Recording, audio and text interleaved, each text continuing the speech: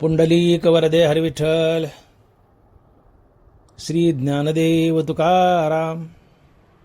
गोपाल कृष्ण भगवान की जय. माऊली ज्ञानेश्वर महाराज की जय. जगद्गुरु तुकाराम महाराज की जय. अधिकार तैसा दावियला मार्ग. अधिकार तैसा दावियला मार्ग. चालता हे मग कळो येते. जाळू नये नाव पावलेनी पार. मागील आधार बहुतांचा. तुका म्हणे रोग वैद्याचे अंगी. तुका म्हणे रोग वैद्याचे अंगी. नाही करी जगी उपकार. जाळू नये नाव पावलेनी पार. मागील आधार बहुतांचा. प्रस्तुत कीर्तनरूपी सेवेसाठी निवडलेला अभंग जगद्गुरु श्री संत तुकाराम महाराज यांचा 3 चरणाचा आणि उपदेश्वर प्रकरणातील अभंग आहे. तुकोबराय म्हणतात, अधिकार तैसा दावियला मार्ग. अधिकार तैसा दावियला मार्ग. चालता हे मग कळो येते.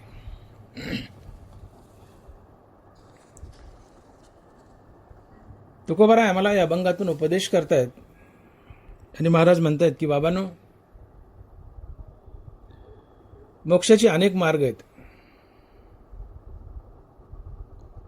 पण प्रत्येक जण या सर्व मार्गांचा अधिकारी असेलच असं नाही. मग तुमचा ज्या मार्गासाठी अधिकार आहे त्या मार्गात तुम्ही रथ व्हा आणि मोक्षाच्या दिशेने वाटचाल करा. अधिकार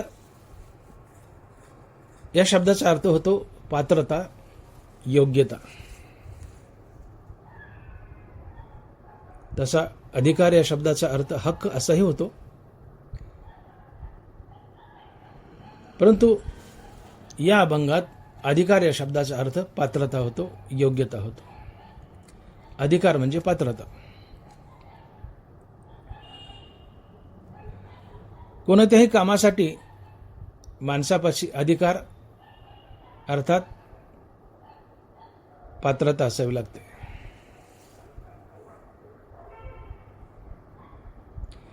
उदाहरणार्थ मी डोळ्याचा डॉक्टर आहे. डॉक्टर भागवत मोठे,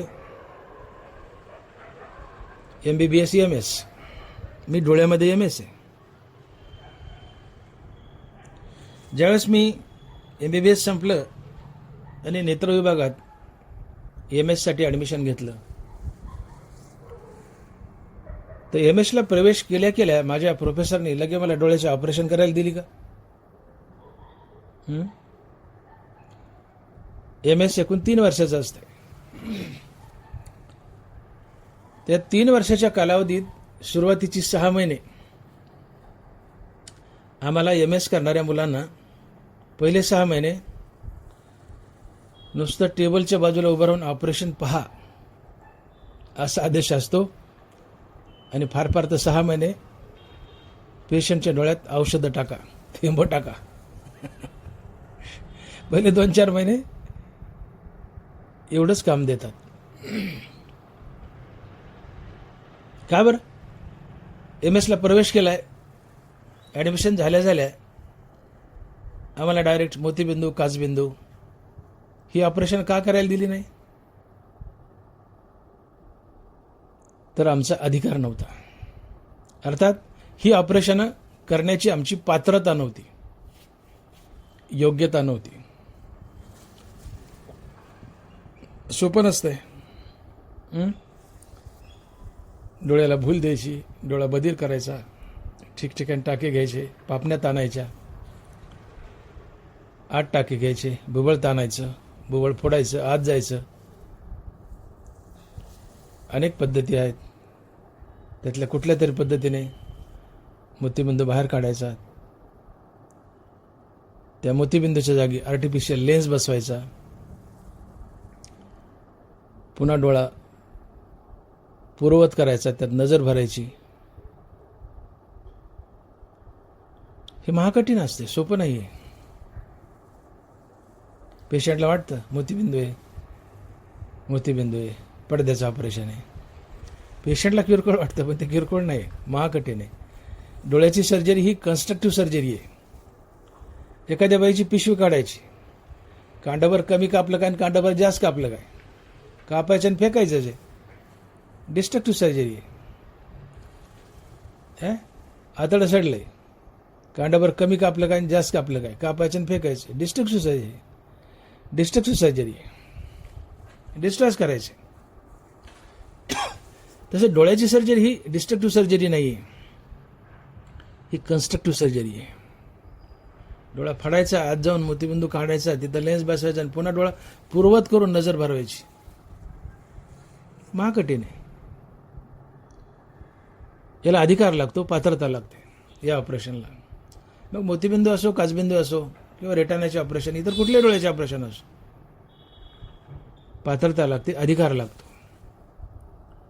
म्हणून आम्ही एमएसला प्रवेश केल्या आम्हाला ऑपरेशन देत नाहीत. 4-6 महिने उठल्यावर हळूहळू एक स्टेप देतात. आधी डोळ्याला भूल द्यायची, मग पापण्याला टाके, डोळ्यात आणायचा, डोळ्याला टाके, डोळ्यात आणायचा, मग डोळा फोडायचा. असं टप्प्याटप्प्यात 8-8 दिवसाला एक स्टेप.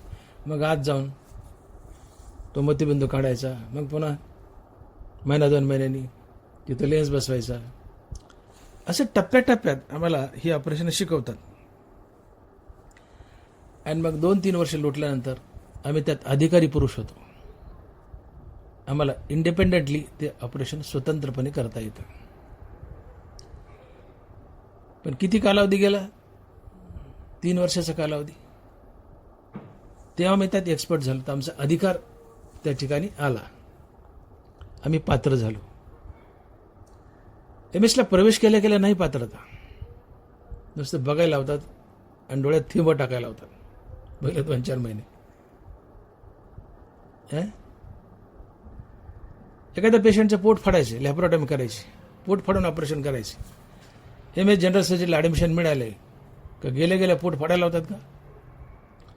वर्ष 2-2 वर्ष हात लावू देत नाहीत. आजकाल तर असं झालंय, आमच्या काळात तर भरपूर सर्जरी मिळायची, आता तर असं झालंय एमएस डिग्री मिळते पण हे काही ऑपरेशन केलेलं नसतं. ही परिस्थिती आली आहे, वाईट परिस्थिती आली.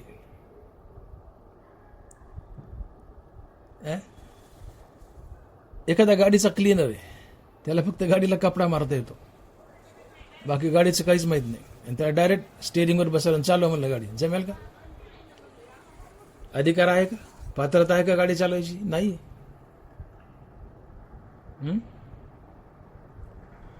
अधिकार, पात्रता तयार व्हावी लागते कोणत्याही क्षेत्रामध्ये.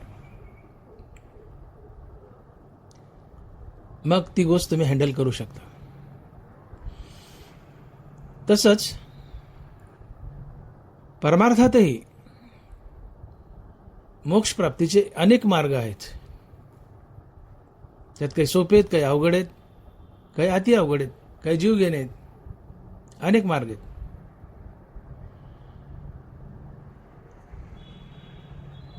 तर ज्यांनी परमार्थात पायच ठेवला नाही किंवा नव्यानं पाय ठेवलाय,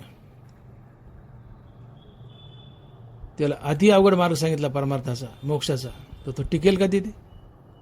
नाही टिकणार. तिथून तो परत फिरेल. म्हणून मोक्षाचे अनेक मार्ग आहेत, ते सगळ्याला जमतील असं नाही. आपला जेवढा अधिकार आहे त्या अधिकाराप्रमाणे त्या मार्गात आपण स्थिर आहोत, म्हणजे हळूहळू आपला परमार्थ कडीला जातो आणि आपण मुक्ती मिळवतो. मग काय बरं हे मोक्षाचे विविध मार्ग कोणते आहेत? तर मोक्षाचे विविध मार्ग म्हणजे कर्मयोग, ज्ञानयोग, भक्तियोग आणि अष्टांग योग.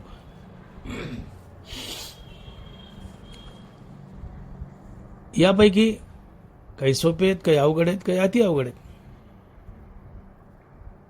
कर्मयोग सोपा आहे. जाना नेना सकळा हा कर्मयोग कीर प्रांजळा, जशी नाव स्त्रिया बाळा तो इतर नाही. कर्मयोग सोपा आहे. तोही एवढा सोपा नाही, पण तुलनात्मक सोपा आहे. एखादं खूप मोठं तळ आहे, पैठणच्या तलावासारखा मोठा तलाव आहे. लहान लहान मुलं 7-8 वर्षाची आणि बायका आहेत. त्यांना ते तळ पोहून जा पलीकडच्या किनाऱ्याला, मला तर जमेल का? नाही जमणार. नावेत बसले तसंच जातील. जशी नाव स्त्री बाळा तो इतर नाही. नावेत बसून जसं तळ्याच्या पैलतीला जाणं सोपं आहे, तसं कर्मयोग केला, निष्काम कर्मयोग, तर मोक्ष गाठणं सोपं आहे. इतर योगाच्या तुलनेत कर्मयोग सोपा आहे. फार सोपा नाही, पण सोपा आहे. ज्ञानयोग महाकठीण आहे. महाकठीण आहे. किती कठीण आहे?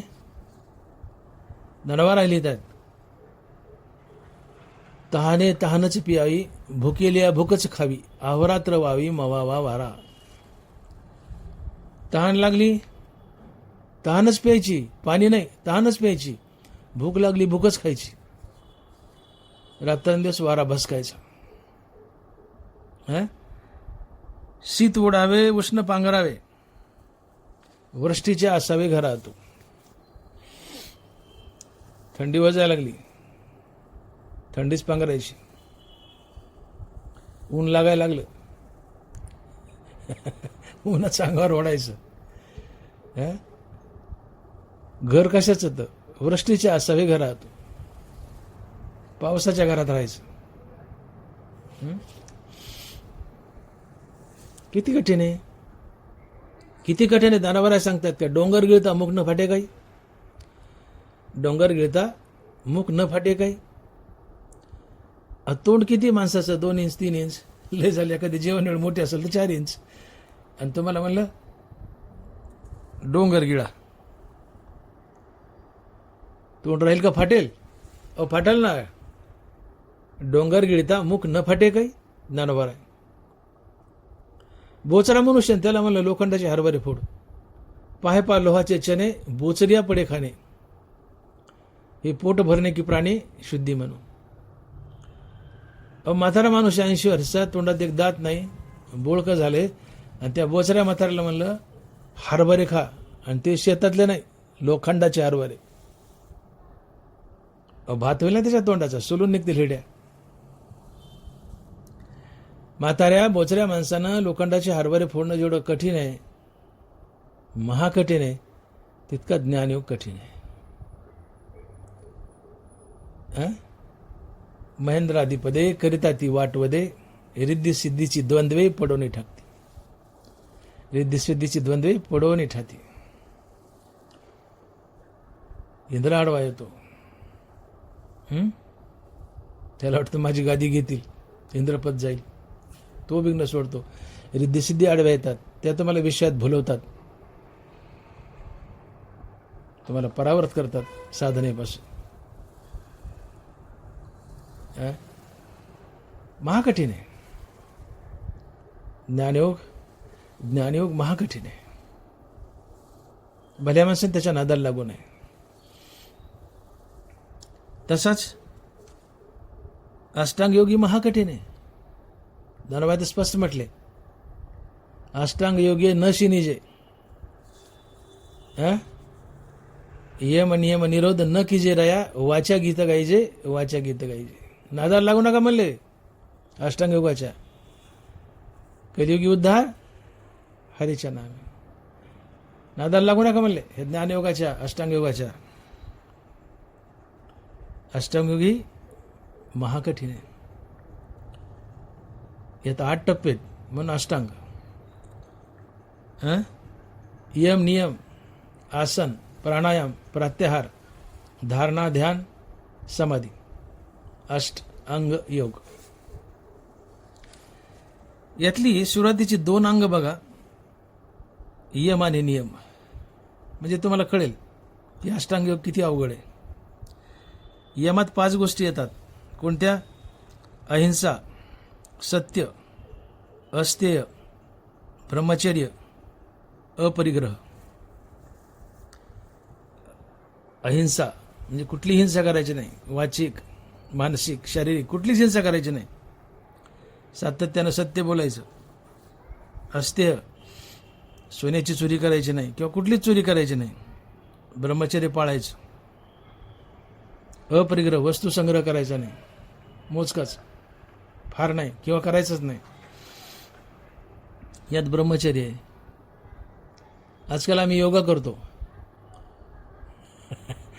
उठल्या जागीच झोपलेल्या पलंगावरच पारुशांगाने एक नाकपुडी दाबायची, दुसरीने हवा सोडायची, दुसरी दाबायची, पहिलीने हवा ओढायची. काय तर म्हणे झाला योग. ही गंमत आहे सगळी. तुम्ही जे योग करता तो व्यायाम आहे. आपल्याकडे जो योगाचा प्रसार झालाय तो व्यायाम आहे, अष्टांग योग नाही आहे. त्यातले एकच अंग करता प्राणायाम आणि बाकी हातापायाची आसनं करता तुम्ही. अष्टांग योग नाही आहे.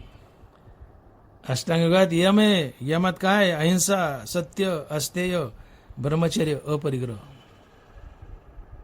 होतंय तुमच्या निवड आणि तुम्ही म्हणता आम्ही योगा करतो. दुसरा नियम आहे. नियमात काय? शौच, संतोष, तप, स्वाध्याय, ईश्वर प्रणिधान. स्वाध्याय भगवंताचं सातत्यानं नाम घ्यायचं. येरा स्तोत्र का नाम मंत्र. अवतरणे पवित्र पावाव्या तत्व. सातत्यानं भगवंताचं नाम, भगवंताला शरणागती, तप, संतोष, शौच, यापैकी काय करता तुम्ही? काहीच करत नाही. आणि मग अष्टांग योग ही अतिशय अवघड आहे, अतिशय अवघड आहे. आता राहिला भक्तियोग. तर भक्तियोग स्वतंत्र योग म्हणण्यापेक्षा या तिन्ही योगाला, कर्मयोग, ज्ञानयोग आणि अष्टांग योग, या तिन्ही योगाला भक्तियोगाचं टेकन लागतं. म्हणून कर्म आणि भक्ती हे अक्षरशः एकच आहेत. नामाशिवाय कर्म नाही, कर्माशिवाय नाम नाही. कर्म आणि भक्ती अक्षरशः एक रूप आहेत. कर्मयोगाला भक्तीची संगती दिल्याशिवाय कर्मयोग पूर्णत्वात जातच नाही. ज्ञानयोगालाही भक्तीची संगती दिल्याशिवाय ज्ञानयोगी पूर्णत्वात जात नाही. ज्ञानयोगात इंद्रिय आवरायचीत, अंतर्मुख करायचीत. भगवान म्हणतात माते हृदय आतू विसंबेना. बाबा इंद्रिय तुझ्याच्याने रोखले जायचे नाही. मग माते हृदय आतू विसंबेना, माझं ध्यान कर, माझं नामस्मरण कर, इंद्रिय आवरायला तुला सोपं जाईल. माते हृदय आतू विसंबेना. अष्टांग योगात मनाला अष्टांग योग, पण त्यात नामस्मरण लागतेच. मी बोललो की स्वाध्याय. काय स्वाध्याय? द्विजाशी ब्रह्मसूत्र, येरा स्तोत्र का नाम मंत्र. द्विजा ब्रह्मसूत्र, येरा स्तोत्र का नाम मंत्र. अवतरणे पवित्र पावाव्या तत्व. ब्राह्मणासाठी ब्रह्मसूत्र आणि ब्राह्मण सोडून बाकीचे यांना स्तोत्र किंवा हरिनाम. हरिनाम म्हणजे काय? भक्ती झाली की हो. ईश्वर प्रणिधान अष्टांग योगात म्हणजे ईश्वराला समर्पण, त्याचं नामस्मरण. म्हणजे अष्टांग योगातही तुम्हाला भगवंताच्या नामाचा सहारा घ्यावाच लागतो. मग कोणताही योग असो, त्याला भक्तियोगाची मदत घ्यावीच लागते, अन्यथा तो योग अपरिपूर्ण आहे, पूर्णत्वात जात नाही. म्हणून कर्मयोग, ज्ञानयोग आणि अष्टांग योग या तिन्ही योगाला ज्याचं साह्य लागतं तो भक्तियोग. भक्तियोगाशिवाय, भगवंताच्या नामाशिवाय हे तिन्ही योग पूर्णत्वात जात नाहीत. म्हणून कर्मयोग आणि भक्तियोग हे अक्षरशः एकच आहेत, एक रूप आहेत. आणि या प्रत्येक योगाचा अधिकारी वेगवेगळा आहे.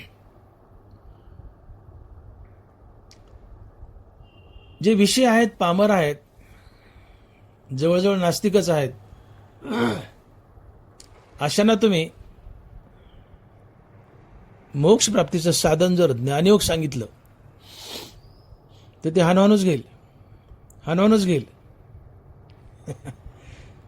मी बोललो ना, MS ला नवीन प्रवेश झाला आणि डायरेक्ट कॅटरेट करायला दिले, जमेल का? जवळजवळ नास्तिकच आहे, विषय पामर आहे, आणि त्याला अष्टांग योग ज्ञानयोग सांगितला, पेलेल का त्याला? ते म्हणेल मला तुमचा मोक्ष नगन देवय नग, मला माझा संसारिक भोगच घेऊ द्या. अधिकार नाहीये. ज्याच्यापाशी रखरखीत वैराग्य आहे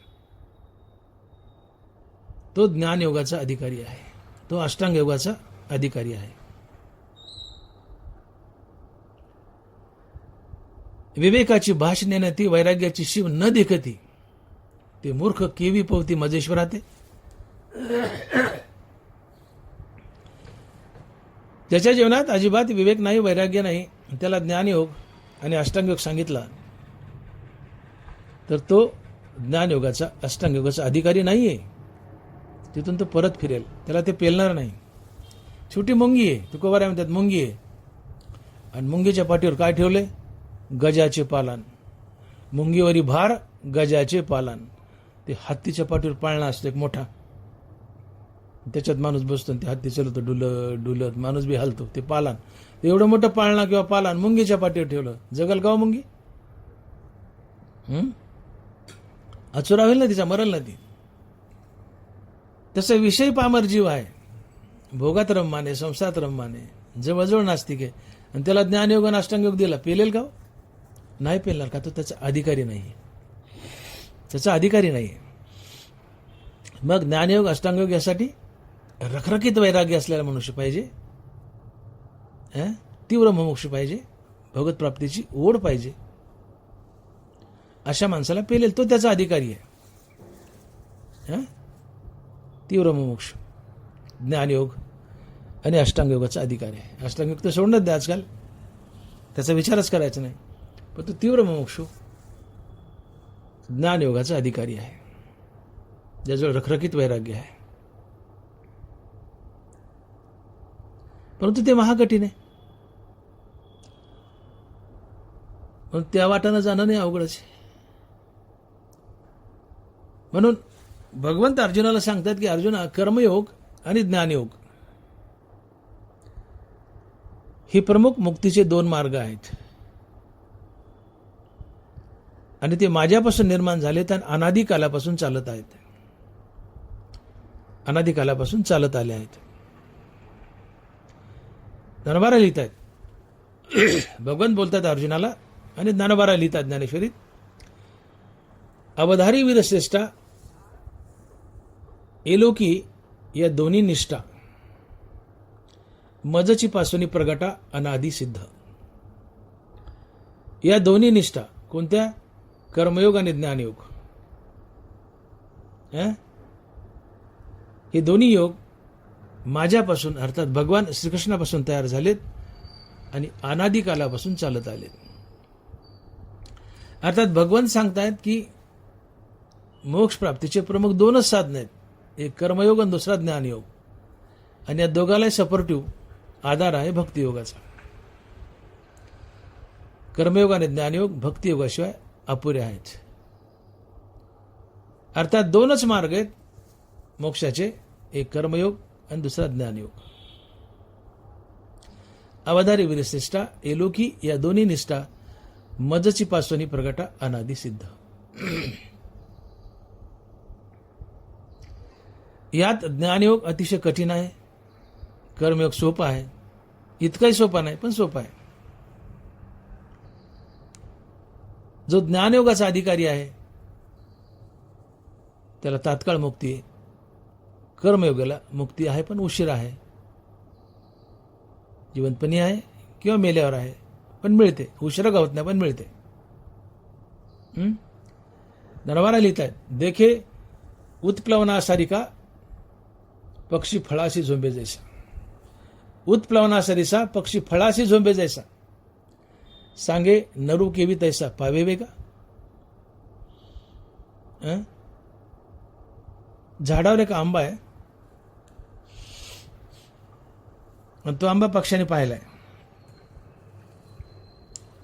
पक्षी उडतो आणि डायरेक्ट जाऊन त्या आंब्याला झोंबतो, चोंचीने खातो.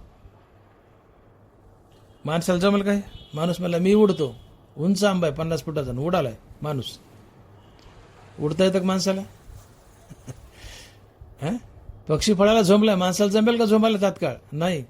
मग जमणारच नाही का? जमेल ना. मग काय? हळूहळू ढाळे ढाळे केवतीने एके वेळे मार्गाचे निबळे निश्चित ठाके. पिपिलिका मार्ग आणि पहिला विहंगम मार्ग. हळूहळू हळूहळू या फांदीवर त्या फांदीवर, त्या फांदीवर त्या फांदीवर. जसं आपण झाडावर चढतो तसं चढत चढत तुम्ही आंब्यापर्यंत जाता, आंबा तोडता खाता. आंबा उतरताना तरी काय करतो आपण? हळूहळू ढाळे ढाळायचे. तो पवरीवाला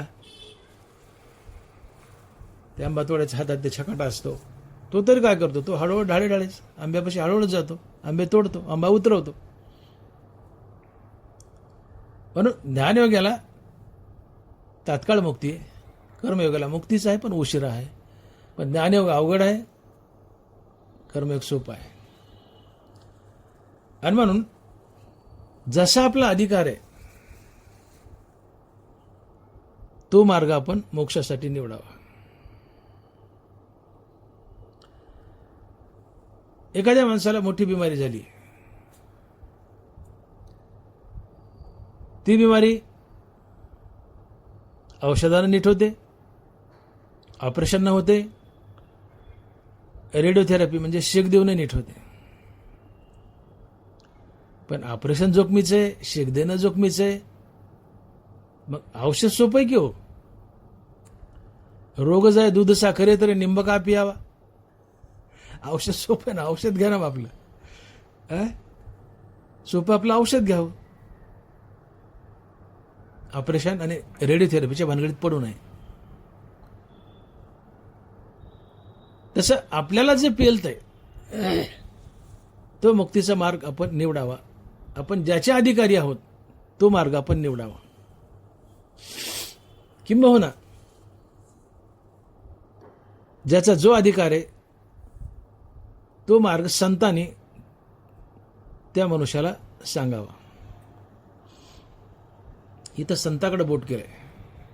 अधिकार तैसा दावियाला मार्ग. मार्ग दाखवायचा मोक्षाचा. कोण दाखवतं मार्ग? तर संत दाखवतात.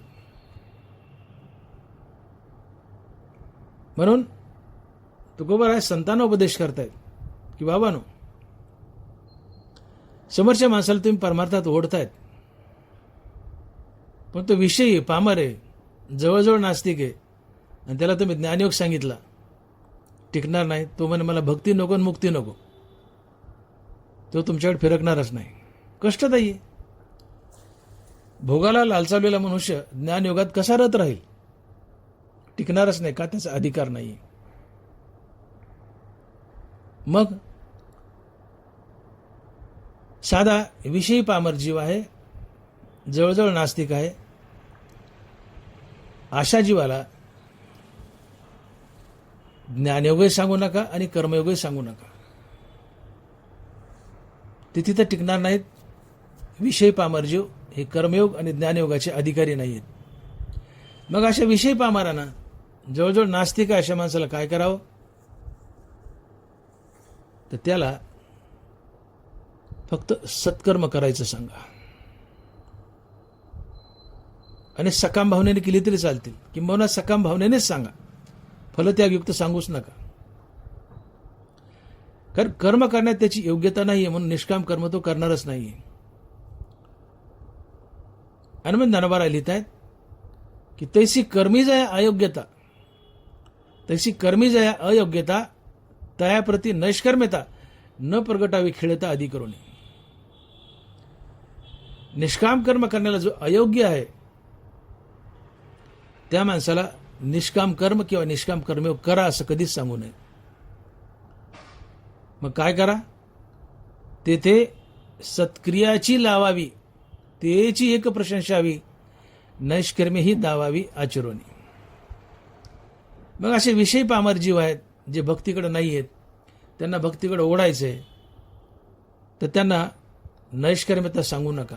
तर काय सांगा, तुम्ही फक्त सत्कर्म करा, भले सकाम भावनेनेच करा. कुकर्म टाका आणि सत्कर्म करा. त्यांनी सत्कर्म केले तरी पुरे. बरोबर बोलतायत की जे सायासे स्तन्य सेवी ती पक्वान्य किवी जीवी. पण बालका जैसे न्याय द्यावी धनुर्धरा. लहान मुले 8 दिवसाचं 15 दिवसाचं दूधच मोठं मुश्किल नाही ओढते ते आईचं. त्याला पुरी भाजी दिली खायला, किंवा बेसन भाकर दिली, बुंदी दिली, बासुंदी दिली,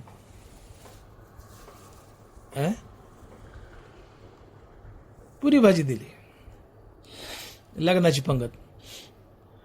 जे सायासे स्तन्य सेवी ते पक्वान्य किवी जीवी. जे मोठ्या कष्टानं आईचं स्तन ओढतंय, 2 दिवसाचं बाळ, 1 दिवसाचं बाळ, त्याला पक्वान्न दिली आणि चावून खा म्हणलं, तोंडात दाताचा पत्ता नाही, जमल का हो त्याला? म्हणून जन्मलेल्या बालकाला जसं पक्वान्न देऊ नये, तसं जे परमार्थात नवीन आहेत, आत्ता आलेत,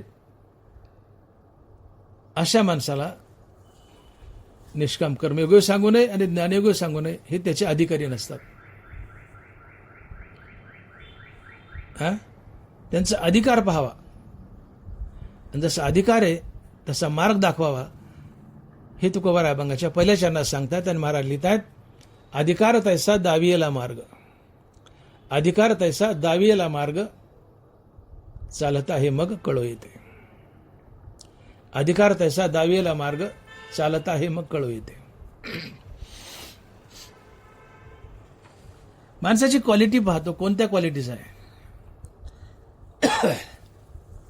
पामर आहे, हे पामर जवळजवळ तमगुणीच असतात. पामराला सगळ्यात काय आवडतं? दुष्कृत्य करणं. तमगुणीची किंवा पामराची ज्ञानोबा व्याख्या करतायत. माऊली लिहितायत, अनेकही एक दिसे जे दुष्कृती चित्त उल्हासे, अंधारी जागणे जैसे डुडुळाचे. जे दुष्कृती चित्त उल्हासे, अंधारी जागणे जैसे डुडुळाचे. घुबडाला अंधारात जागण्यात जशी मजा येते, तसं तमगुणी माणसाला दुष्कृत्य केल्याने मजा येते. दुष्कृती चित्त उल्हासे. वाईट वागल्यानं ज्याच्या चित्ताला आनंद मिळतो तो तमगुणी असतो, तो पामर असतो. दुष्कृती चित्त उल्हासे, तो पामर. विषय हा थोडा त्यापेक्षा सुधारलेला असतो. भोगातच रममान, पण भोग थोडे नियमाने घेतो. पामर भोगच घेतो, पण नियम मोडून. आणि विषयी भोगच घेतो, पण नियमाला धरून. दोघं भोगीच झाले की 19-20 किती फरक आहे त्यांच्यात. मग असा विषयी पामर जर परमार्थात आला आणि तुम्ही त्याला डायरेक्ट कर्मयोग आणि ज्ञानयोग सांगितला, हे करा म्हणजे तुम्ही मुक्त व्हाल, त्याला पेलेल का? जसं मी बोललो की मुंगीच्या पाठीवर गजाचं पालन ठेवले, पेलेल का? तसं विषयी पामर जवळजवळ नास्तिक अशा माणसाला निष्काम कर्मयोग आणि ज्ञानयोग सांगितलं तर पेलणार नाही. ते त्याचे अधिकारी नसतात. मग विषयी पामर हे कशाचे अधिकारी आहेत?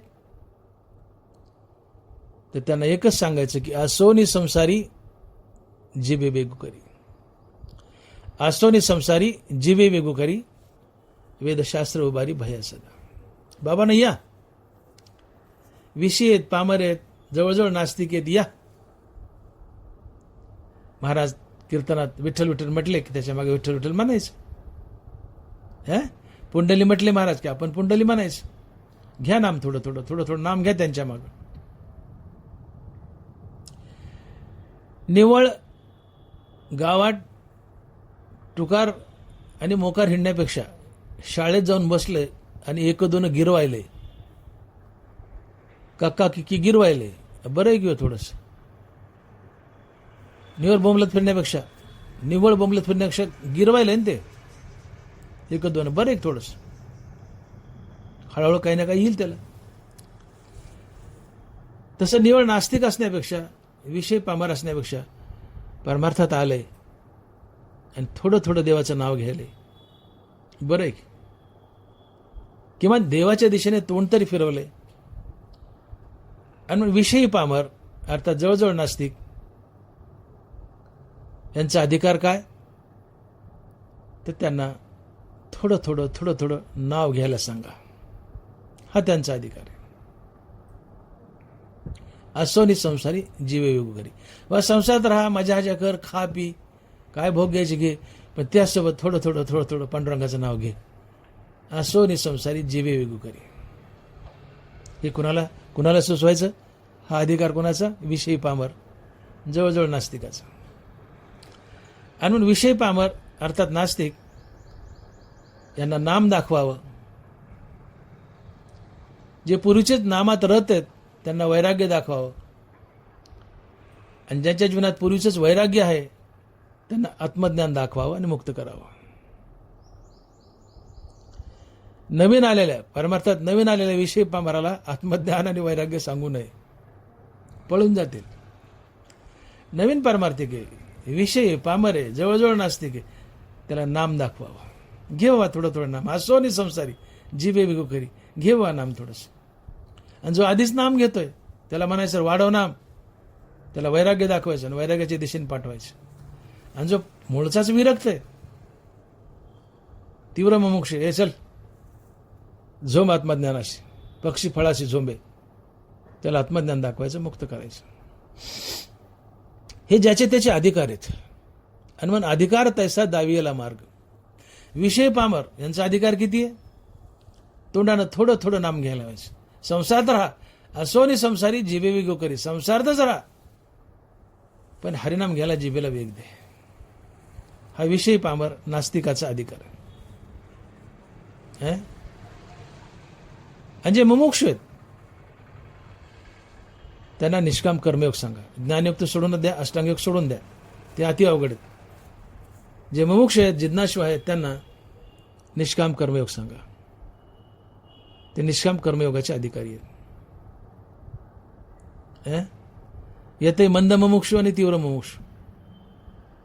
जो मंद मुमुक्ष आहे, मुमुक्ष पण मंद आहे, साधना वाढवा, नामस्मरण वाढवा, वैराग्याच्या दिशेने पाठवा.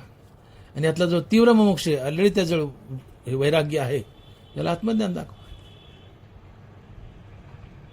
हे अधिकार आहेत. म्हणून अधिकार तैसा दावियेला मार्ग. आणि म्हणून नव्यानेच परमार्थात प्रवेश केलाय त्याला अष्टांग योग, ज्ञानयोग या गोष्टी तर सोडाचो, निष्काम कर्मयोग सुद्धा सांगू नका. त्याला फक्त म्हणा तोंडाने नाव घे, बस एवढंच. संसारात राहा, मजा कर, पण तोंडाने देवाचं नाव घे, कथा कीर्तनात येऊन बस. हा अधिकार आहे त्याचा. अधिकार तैसा दावियेला मार्ग. आणि म्हणून एक गोष्ट लक्षात घ्या की संप्रदायात आम्ही अपेक्षा करतो लोकांकडून की एखादा मनुष्य परमार्थिक आहे आणि तो काही चुकला, परमार्थात असूनही चुकीचा वागतोय, मग आपण म्हणतो तुझ्या गळ्यात माळ आहे, कथा कीर्तनात बसतो, मग कथा कीर्तनात बसूनही परमार्थिक असूनही तो बिड्या का आवडतो, तंबाखू का खातो, मटण खात नसेल पण दारू पितो, कुच्चा करतो, निंदा करतो, खोटं बोलतो, वाईट वागतो. तू कसला परमार्थिक? मग आम्ही संप्रदायाच्या सगळ्याच लोकांना बदनाम करतो. म्हणून लक्षात घ्या, कीर्तनात बसणारा मनुष्य विषय आहे, पामर आहे, जिज्ञासू मुमुक्षु आहे का मुक्त आहे, यापैकी कोणत्या कॅटेगरीत बसतो हे बघा ना. एखादा मनुष्य कीर्तन ऐकून आला आणि तो दारूही पितोय, तुम्ही सगळ्याच परमार्थिकाला नाव ठेवता. अहो पण कीर्तनाला गेलाय तो पामर आहे, तमोगुणी आहे. त्याच्याकडून तुम्ही मुमुक्षुची किंवा मुक्ताची अपेक्षा कशी करणार? गळ्यात माळ घातली म्हणजे तुम्ही तुकाराम महाराज झाले, ज्ञानेश्वर महाराज झाले असं थोडंच आहे. अनेक अनेक युग, अनेक अनेक आयुष्य, जन्म घ्यावे लागतात. जन्मोजन्मे आम्ही बहुपुण्य केले तेव्हा या विठ्ठली कृपा केली. अनेक युग, अनेक जन्म घालावे लागतात संत पदापर्यंत पोहोचण्यासाठी. अनुभव 10 कीर्तन ऐकले तुम्ही अपेक्षा करता, माळ घातली की अपेक्षा करता त्याने तुकाराम महाराज सारखं वागावं. हे मनावर नाना प्रकारची वाईट पुटं बसली आहेत. मलिन झालेलं मन, त्याला पॉलिश करायला, हरिनामानं उजळायला अनेक अनेक दिवस लागतात. पण परमार्थात वावरणारा मनुष्य परफेक्ट तुकाराम महाराज, ज्ञानेश्वर महाराजच झाला पाहिजे. अन्यथा परमार्थाचं काय खरं आहे, परमार्थिक लबाड आहेत असं म्हणणं चुकीचं आहे. परमार्थात आलाय पण त्याचा अधिकार काय? तो पामर आहे, विषय आहे, जिज्ञासू मुमुक्ष आहे का मुक्त आहे? कोण आहे? त्याचा अधिकार बघा ना. आणि म्हणून कृपा करून काही लोकांमुळे संप्रदायाला बदनाम करू नका. कीर्तनात समजा 500 माणसं आहेत, त्यातले 10 लोक जिज्ञासू असतात, उरलेले 490 हे विषय पामरच असतात. आणि मग कीर्तनात काय, कीर्तन सुटल्यावर काय बिड्या आवडतेत, पानं खातेत, तंबाखू खातेत, कुच्च्या करतेत, निंदा करतेत. ते विषय पामर आहेत. परमार्थात वावरतात पण त्याची क्वालिटी पहा ना, ते विषयी पामर आहेत. त्यांचा अधिकार काय? विषयी पामर आहेत. ते परमार्थात आलेत, ऐकतायत, श्रवण करतायत, नाम घेतायत म्हणून परमार्थिक, पण अधिकार काय? आणि म्हणून परमार्थात वावरणाऱ्या प्रत्येक माणसाकडून ती टोकाची अपेक्षा तुम्ही करू नका की गळ्यात माळ घातली, कीर्तनात बसला म्हणजे तो तुकाराम महाराजच झाला पाहिजे. नाहीये, तो विषयी पामारे कीर्तनात बसलाय, तुकाराम महाराज कसा होईल? आणि म्हणून विषयी पामराला, जो नास्तिक आहे त्याला हरिनाम दाखवा, जो आधीच हरिनाम घेतोय त्याला वैराग्य दाखवा, आणि जो पहिलाच विरक्त आहे त्याला आत्मज्ञान दाखवा. हा ज्याचा त्याचा अधिकार असतो. अधिकार तैसा दावी याला मार्ग, चालत आहे मग कळव येते. आपल्या आपल्या अधिकाराप्रमाणे त्या त्या ठिकाणी त्याची फिटिंग करा. आणि म्हणून जवळजवळ नास्तिक आहे, विषयी पामर आहे. परमार्थात आलाय किंवा तुम्ही वडलाय त्याला एवढंच सांगा की कीर्तनात बस, महाराजच्या मागे विठ्ठल विठ्ठल म्हण, हाताने टाळी वाजव, गरिबी नामजप कर, थोडाफार देवाचं नाव घेत जा. अशा विषयी पामराला अभ्यास योग शिकवावा. अभ्यास योग काय आहे? अभ्यास योग तर ज्ञानोबा अभ्यास योगात 4च वह्या लिहित आहेत, पण संसार कसा जिंकावा याची युक्ती सांगतात.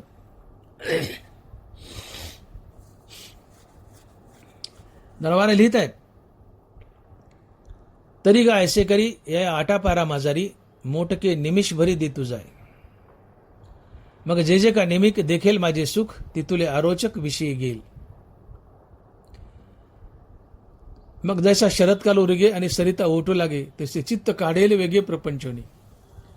मग भोगातून निघता चित्त मजमाजी रिगता, हळूहळू पंडुसुता मीची होईल. या 4 वह्यातून ज्ञानोबाने अभ्यास योग सांगितलाय. आणि या 4 वह्या परिपूर्णतेने अभ्यासल्या तर अख्खी ज्ञानेश्वरी 1 कड आणि या 4 वह्या 1 कड इतकं तत्व या 4 वह्यात भरले ज्ञानोबाने. माऊली म्हणतात की बाबा हे विषय पामारा, हे नास्तिका, तुझ्या तोंडात देवाचं नाव येत नाही ना सारखं, मग एक युक्ती कर म्हणले. दिवसामध्ये 8 प्रहर असतात. त्या 8 प्रहरापैकी कुठल्या तरी एका प्रहरात तू एकदा राम म्हण. तरी का ऐसे करी या 8 पारा माझारी मोठके निमिष भरी दे तुझाय. या 8 प्रहरापैकी कुठल्या तरी एका प्रहरात 1 सेकंद तुझं मन हरिनामाला दे. एकदा 24 घंट्यात एकदा राम म्हण कवा तरी.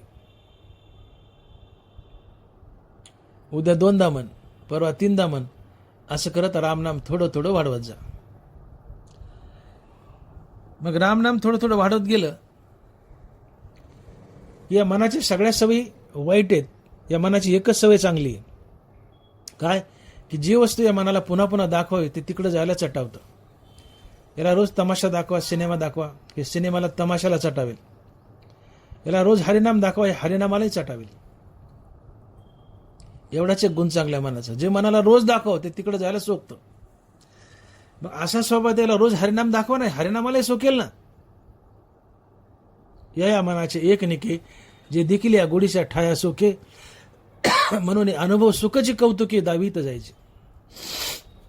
या मनाला जी वस्तू पुन्हा पुन्हा दाखवायची तिकडे जायला सोकतं. तर मग हरिनाम रोज दाखवा, हरिनामाला सोकेल. आणि एकदा का हरिनामाला सोकलं आणि हरिनामातही गोडी आहे हे याला कळलं की हरिनामाला चटावेल आणि याला विषयाचा तिटकारा येईल. मग जे जे का नेमिक देखील माझे सुख ती तुले अरोचक विषयी घेईल. या मनाचा असा समज झाला की हरिनामाशिवाय, या मनाचा असा समज झाला की विषयाशिवाय इतर तर कुठं मजाच नाहीये. या जगाची मजा आहे ती फक्त विषयातच आहे. या विषया वाचून काही अनेक सर्वता रम्य नाही. असा स्वभावची पाही इंद्रियांचा. इंद्रिय मन यांना असं वाटतं की मजा आहे ती फक्त विषय भोगात. पण या मनाला रोज रामनाम घ्यायला लावलं आणि या मनाला कळालं की रामनामातही मजा आहे. हे रामनामाला चटावतं आणि याला विषयाचा तिटकारा येतो. आणि विषयाचा तिटकारा येणं हे वैराग्य असतं. आणि वैराग्यानं देव भेटतो ते हे विषय वैराग्य जे आत्मलाभाचे भाग्य येणे ब्रह्मानंदा योगी जी होते. आणि मग जसा शरद ऋतू आला की नद्या आटू लागतात, तसं मनाला एकदा हरिनामाची चटक लागली की मन हे प्रपंचाला आटतं. आणि मन प्रपंचाला आटणं, मनाला विषयाचा तिटकारा येणं हे वैराग्य. आणि या वैराग्यानं देव भेटतो. आणि मग हेच मन आता रोज रामनाम घ्यायले ते भोगातून काढता पाय घेईल आणि हळूहळू पांडुरंगात शिरेल. आणि पांडुरंगात शिरलं की एक दिवस ते पांडुरंगच बनेल. आणि चित्त हे मन पांडुरंग स्वरूप बनणं ही मुक्ती असते. मग भोगातून निघता चित्त मज माझी रिगता हळूहळू पंडुसुता मीच होईल. हा अभ्यास योग आहे. नास्तिक आहे मनुष्य, विषय पामर आहे, भोगात लोळतोय, देव आवडत नाही. विनंती करा, बोलवा. त्याचा अधिकार काय? कुठं सामुदायिक प्रार्थना चालली, कीर्तन चाललंय, प्रवचन चाललंय, हरिकथा आहे, भजन आहे, त्यात ओढा, बस बाबा ये. बुवासोबत महाराजसोबत हरिहरी मन, रामराम मन, विठ्ठल मन, टाळी वाजव. त्याचा एवढाच अधिकार आहे. हे पुढचं काही सांगू नका, एवढाच अधिकार. आणि मग त्याला सुचवा की तू आज एकदा राम म्हण, उद्या 2दा म्हण, 3दा म्हण. हा अभ्यासयोग सांगा. तो रोज राम म्हणायला लागला. रामनामाची गती वाढली, रामनामाची संख्या वाढली की त्याला कळेल की रामनामात बी मजा आहे. आपण विषयात उगाच चरतोय तर रामनामातही मजा आहे. तर त्याला रामनामाची चटक लागेल. रामनामाची चटक लागली की विषयाचा तिटकारा येईल, संसाराचा वीट येईल. आणि संसाराचा वीट येणं, चित्त प्रपंचाला आटणं, विषयाचा तिटकारा येणं हे वैराग्य असते. नामपाठ मौन प्रपंचाचे, नामपाठ मौन प्रपंचाचे. नाम वाढलंय आता, थोडं थोडं घेत घेत वाढलंय. नाम वाढलं की नामात गोडी आहे हे कळलं की विषयाचा तिटकारा, प्रपंचाचा वीट. आणि प्रपंचाचा वीट, विषयाचा तिटकारा हे वैराग्य. वैराग्यानं देव भेटतो. आणि मग हेच चित्त, हेच मन हळूहळू पांडुरंगात प्रवेश करतं. विषयातून काढता पाय घेऊन पांडुरंगात प्रवेश करतात, पांडुरंग स्वरूपच बनतं. हा अभ्यास योग आहे. या दिशेने या विषयी पामरांना न्या, नास्तिकाला न्या, हा यांचा अधिकार आहे. या विषयी पामराला, नास्तिकाला तुम्ही डायरेक्ट कर्मयोग, ज्ञानयोग, अष्टयोग सांगितलं ते हाणूनच घेतील, हाणूनच घेतील. रोज खाणारे पिणारे माणसं आणि तुम्ही त्याला सर्वस्वाचा त्याग सांगतायत. कसं पेललो, हा कसं पेलल त्याला सर्वस्वाचा त्याग आणि वैराग्य या गोष्टी भोगात लोळणाऱ्या माणसाला. पण अधिकार नाही. आणि मग परमार्थात तुकोबा आहे म्हणतात की हे संतो, तुम्ही भक्तीचा प्रसार करतायत, पण प्रसार करताना ज्याचा जो अधिकार आहे त्याला ते साधन सांगा, तो मार्ग दाखवा. विषयी पामर नास्तिक जीव आहे, त्याला निष्काम कर्मयोग, ज्ञानयोग सांगू नका. तो त्याचा अधिकारी नाही. ज्याच्यापाशी रखरखीत वैराग्य आहे, तो ज्ञानयोगाचा अधिकारी, त्याला सांगा. तीव्र मुमुक्षु, जो मंद मुमुक्षु आहे, मुमुक्षुचे पण मंद आहे, त्याला निष्काम कर्मयोग सांगा. आणि जो भोगात लोळतोय, विषयी पामर आहे, जवळजवळ नास्तिकच आहे, त्याला सांगा की बाबा आसोनी संसारी राहा, असा आसोनी संसारी जिबे वेगू करी. संसारच राहा, मजा कर, पण जिबेला वेग दे. हळूहळू अभ्यासक त्याच्या जीवनात येईल, तोही मुक्त होईल.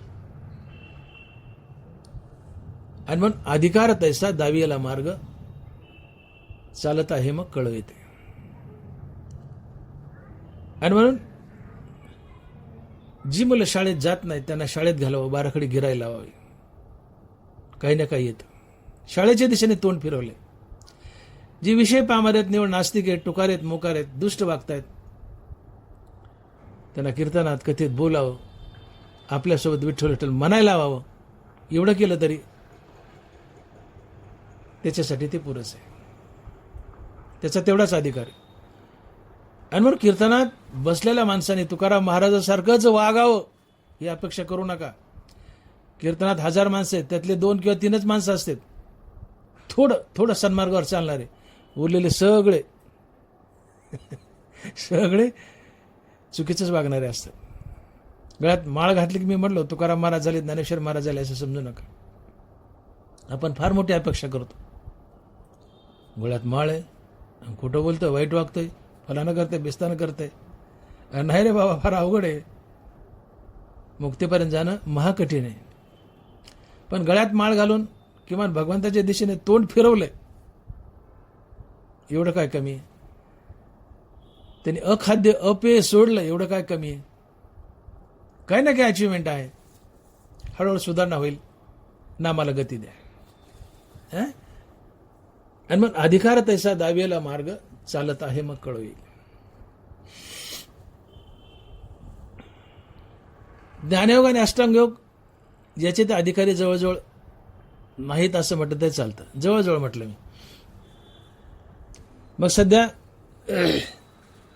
परमार्थात वावरणारी माणसं हे प्रामुख्याने कर्मयोगाचे अधिकारी आहेत. आणि कर्मयोगाचे अधिकारी असतात जिज्ञासू अर्थात मुमुक्षु. त्यात एक मंद मुमुक्षु आणि तीव्र मुमुक्षु. जो तीव्र मुमुक्षु आहे तो तर मुक्तच होऊन जातो. पण जे मंद मुमुक्षु आहे, मुमुक्षु आहे, विषय पामराच्या पुढे गेलाय, मुमुक्षु आहे, जिज्ञासू आहे, पण मंद आहे, तो कर्मयोगाचा अधिकारी, निष्काम कर्मयोगाचा अधिकारी. आणि निष्काम कर्मयोगात प्रगती करत करत तोही मोक्ष गाठतो. आणि म्हणून मुमुक्षु जिज्ञासू हा प्रामुख्याने निष्काम कर्मयोगाचा अधिकारी आहे. मी बोललो निष्काम कर्मयोग ही सोपा नाही. निष्काम कर्मयोगात काय करावं लागतं? ज्ञानोबा लिहित आहेत, कर्मफळी आस न करावी, कुकर्मी संगती न व्हावी, एक सत्क्रियाची आचरावी हेतून. कर्मफळी आस न करावी, कर्म टाकावं, कर्माचं फळ टाकावं लागतं, कुकर्म टाकावी लागतात आणि सातत्यानं सत्क्रिया कराव्या लागतात. ही तरी का सोपं आहे का?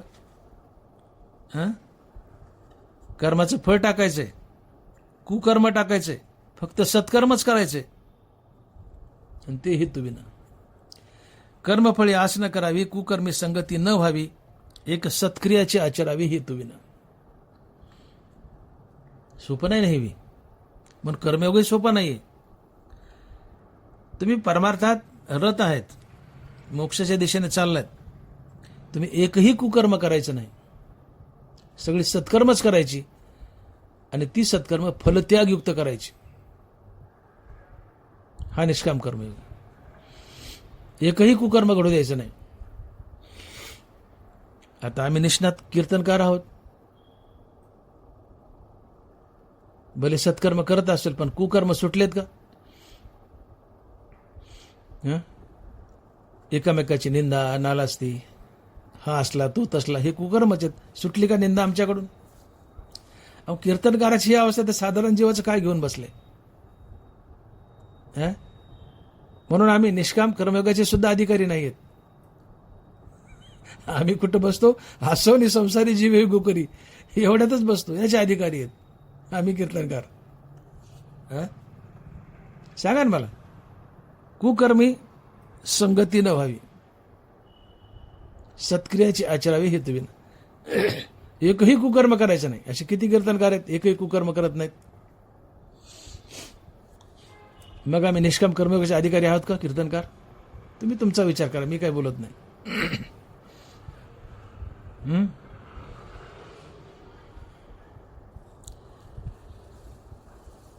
आणि म्हणून सध्या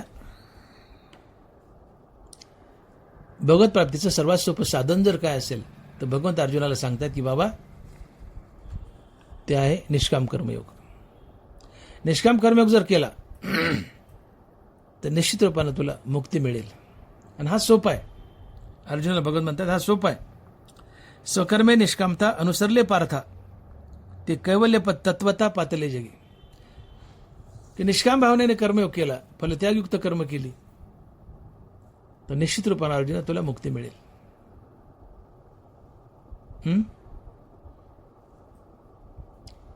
आणि हा निष्काम कर्मयोग पूर्णत्वात जावा, त्यासाठी त्याला हरिनामाची संगती दे. कारण कर्म अधिक नाम बरोबर भक्ती, निष्काम कर्म अधिक निष्काम हरिनाम बरोबर भक्ती.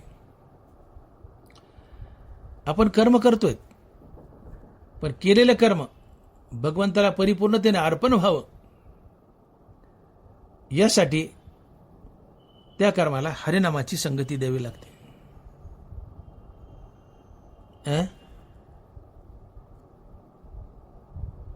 राम म्हणे भोगी त्यागी, राम म्हणे भोगी त्यागी, ते कर्म न लिंपे ते अंगी. तुम्ही भोगाचं त्यागाचं कुठले कर्म करता, पण रामनाम घेत घेत करताय, ते कर्म रामाला जातं. ते कर्म तुम्हाला संसारात बांधत नाही.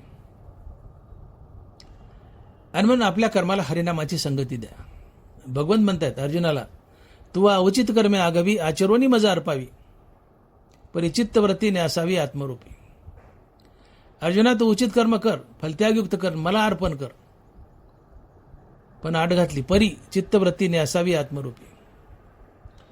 तू उचित कर्म कर, मला अर्पण कर, पण तुझं चित्त हे कर्म करताना हरिनामात बांध. चित्तवृत्तीने असावी आत्मरूपी. आत्मा म्हणजे देव. देव आणि देवाचं नाव एकच असतं. नाम आणि नामी यांच्यात अभेद असतो.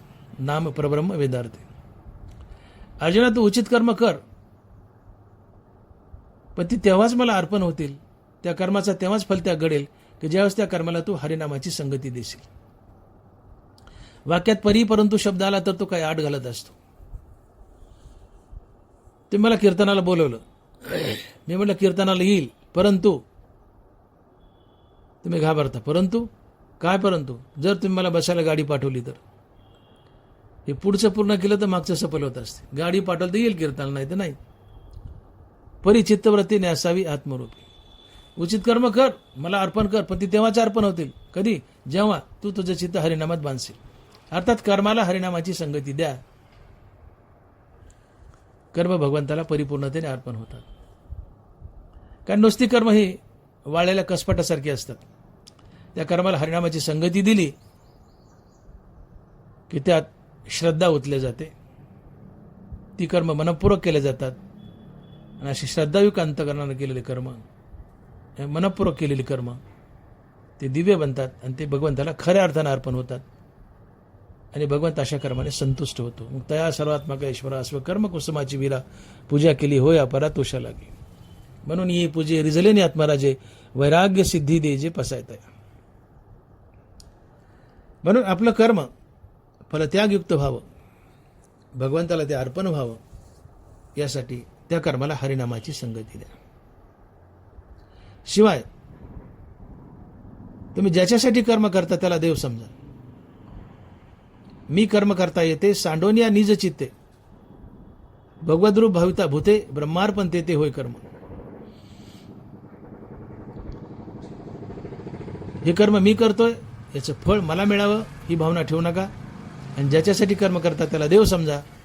तुमचं कर्म परिपूर्णतेने भगवंतास अर्पण होतं, कर्माचा फलाचा त्याग घडतो, ते कर्म संसारात बांधत नाही, तुम्ही मुक्त होता. आणि आपल्या कर्माला मी कर्म करतोय हा अभिमान घेऊ नका, याचं फळ मला मिळावं ही अपेक्षा ठेवू नका. ज्याच्यासाठी कर्म करता त्याला देव समजा आणि हे कर्म करताना त्या कर्माला हरिनामाची संगती द्या. ते कर्म आणि त्या कर्माचं फळ परिपूर्णतेने भगवंताला अर्पण होतं. ते कर्म तुम्हाला संसारात बांधत नाही. म्हणून राम म्हणे भोगी त्यागी ते कर्म न लिंपे ते अंगी. भोगाचं त्यागाचं कोणते कर्म असो राम राम म्हणत करा, ते भगवंताला जातं, त्याचा लेप तुम्हाला लागत नाही, तुम्ही संसारात बांधले जात नाही. आणि म्हणून हरिनाम घेत घेत केलेलं कर्म हा निष्काम कर्मयोग असतो. आणि मग सकाळी उठल्यापासून रात्री झोपेपर्यंत आपलं प्रत्येक कर्म कर्माभिमानाने फलेच्या टाकून, काय बोलतोय मी, सकाळी उठल्यापासून रात्री झोपेपर्यंत आपलं प्रत्येक कर्म हरिनाम घेत घेत कर्माभिमानाने फलेच्या टाकून कर्तव्य आणि प्रभुपूजा समजून ईश्वरा प्रीत्यर्थ व ईश्वराप्रमाणे बुद्धी न करा. हाच निष्काम कर्मयोग आणि हीच भगवंताची परिपूर्ण भक्ती असते. म्हणून कर्म अधिक नाम बरोबर भक्ती, निष्काम कर्म अधिक निष्काम नाम बरोबर भक्ती. पक्षाला उडायला दोन पंख लागतात, तसं भक्तीलाही दोन पंख आहेत, एक कर्माचं एक नामाचं.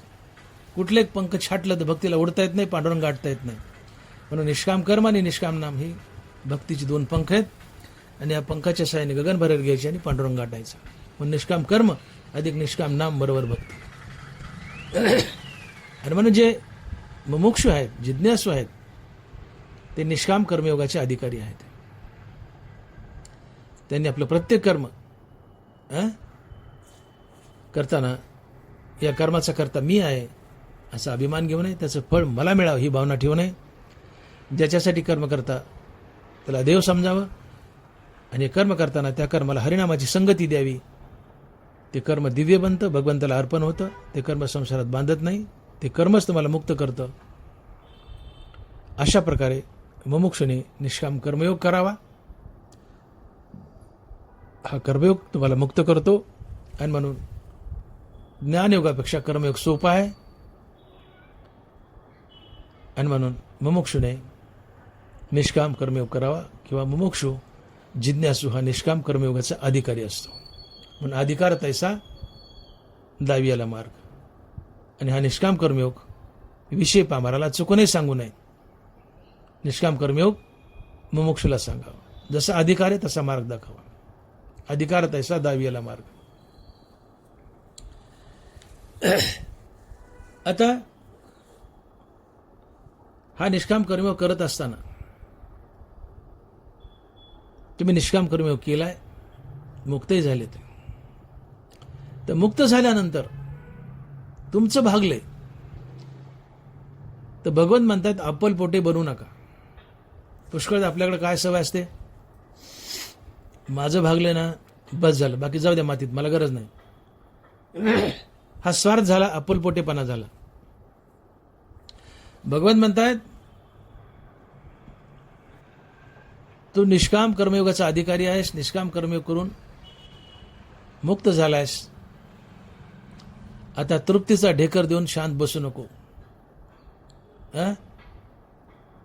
तर तुझ्यासाठी काही कर्तव्य शिल्लक आहे. ते काय कर्तव्य हे तुकोबाराय अभंगाच्या दुसऱ्या चरणात सांगतात. आणि महाराज लिहितात की जाळू नये नाव पावले पार, जाळू नये नाव पावले पार, मागील आधार बहुतांचा. की बाबा तू निष्काम कर्मयोगाचा अधिकारी आहेस, मान्य, निष्काम कर्मयोग केलास आणि मुक्तही झालास. पण आता मुक्त झाल्यावर तू शांत बसू नको. खरं तर ज्या निष्काम कर्मानं आणि निष्काम हरिनामानं तुम्हाला मुक्ती मिळाली, मुक्ती मिळाल्यावर ह्या निष्काम कर्माची आणि निष्काम हरिनामाची गरज नसते. तुम्ही मुक्त झाले की ज्या साधनानं मुक्त झाला ती साधनं संपतात. नरवारा लिहितात, तृप्ती झाल्या जैसी साधने सरती अपेसी, आत्मतुष्टी तशी कर्मे नाही. जबवरी अर्जुना तो बोधून भेटे मना, तवची या साधना भजावी लागे. जसं जेवण केलंय आणि जेवणाला जे साहित्य लागतंय, जेवण केले तृप्ती आली, आता ते साहित्य आपण बाजूला टाकून देतो 12 तासाकरता, पुन्हा भूक लागेल तेव्हा बघू. तसं ज्या साधनानं तुम्ही मुक्त झालात, मुक्त झाल्या त्या साधनाची गरज नाहीत, बाजूला टाकलीच चालतात. मुक्त झाल्यावर निष्काम कर्म आणि निष्काम हरिनामाची गरज नसते. पण इथं भगवंत एक आड घालतायत की बाबा ज्या निष्काम कर्मानं तू मुक्त झालायस, निष्काम नामानं मुक्त झालायस, जरी तुला आता मुक्त झाल्यावर नामाची आणि कर्माची गरज नाहीये, पण तरी सुद्धा जगाला मार्ग दाखवण्यासाठी, जगावर उपकार करण्यासाठी तू निष्काम कर्म आणि निष्काम हरिनाम हे पुढे चालूच ठेव. ही गोष्ट अभंगाच्या 2ऱ्या चरणात महाराज लिहितात की जाळू नये नाव पावले पार, मागील आधार बहुताचा. बाबा तू आता मुक्त झालास निष्काम कर्मयोगानं, तू निष्काम कर्मयोगाचा अधिकारी होता, निष्काम कर्मयोग केलास, तू मुक्तही झालास. मुक्त झाल्या तुला निष्काम कर्माची आणि निष्काम नामाची गरज नाही, हेही मान्य. पण तरी ती निष्काम कर्म आणि निष्काम नाम टाकू नको. तो निष्काम कर्मयोग पुढे चालूच ठेव. निष्काम कर्म कर, निष्काम नामही घेत राहा. का? तर आता जगाला मार्ग दाखवण्यासाठी. आणि म्हणून भगवंत उदाहरण देत आहेत की अर्जुना निष्काम कर्मयोग सोपा आहे. अनेक निष्काम कर्मयोगच्या मार्गाने भगवत प्राप्तीला गेले. जनकाचं उदाहरण दिले भगवंताने. नरमारा लिहित आहेत, देख पा जनकाधिक कर्म जाता शेक, न सांडिता मोक्ष सुख पावते झाले. जनकासारखा राजा निष्काम कर्मयोग करून मोक्षाला गेला. पण गंमत अशी आहे, निष्काम कर्मयोगानं तुला मुक्ती मिळाली, पण आता निष्काम कर्मयोग पुढे चालूच ठेव.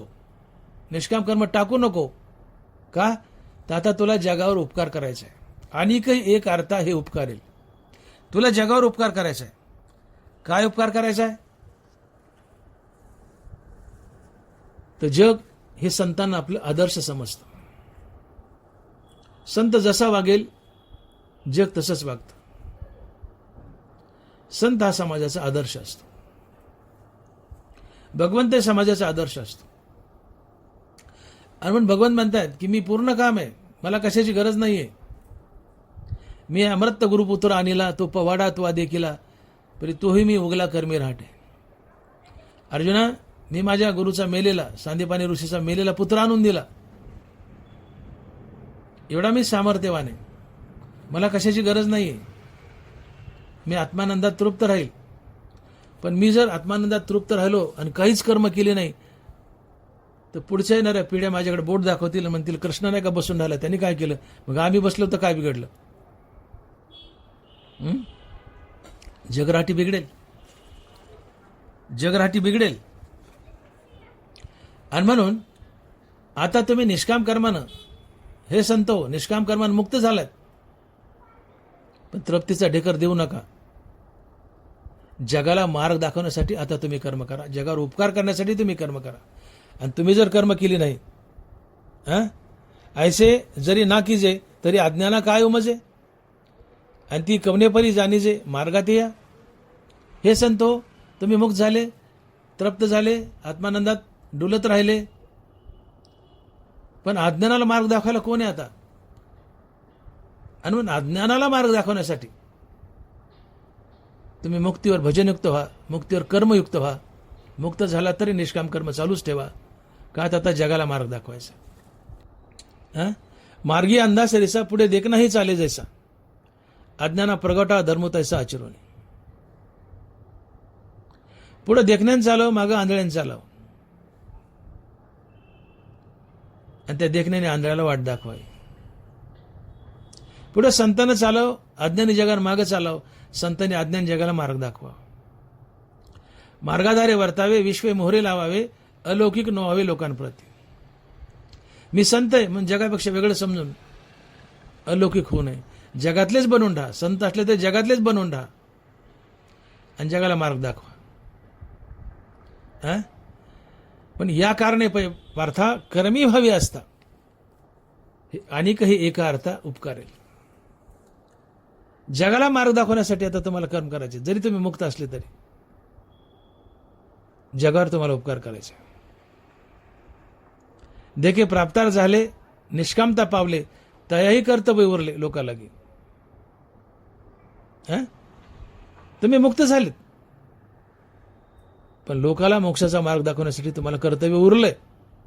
लोकांसाठी आता तुम्ही कर्म करा आणि लोकाला मोक्षाचा मार्ग दाखवा. हा तुमचा लोकावर उपकार होईल. अनेकही एक अर्था हे उपकारेल. म्हणून निष्काम कर्मयोग केला तुम्हाला मुक्ती मिळेलच, यात वाद नाही. पण मुक्ती मिळाल्यावर जर निष्काम कर्मयोग चालू ठेवला तर तुमचा जगावर उपकार होईल. का तर आता हा निष्काम कर्मयोग तुम्ही जगाला मार्ग दाखवण्यासाठी करता.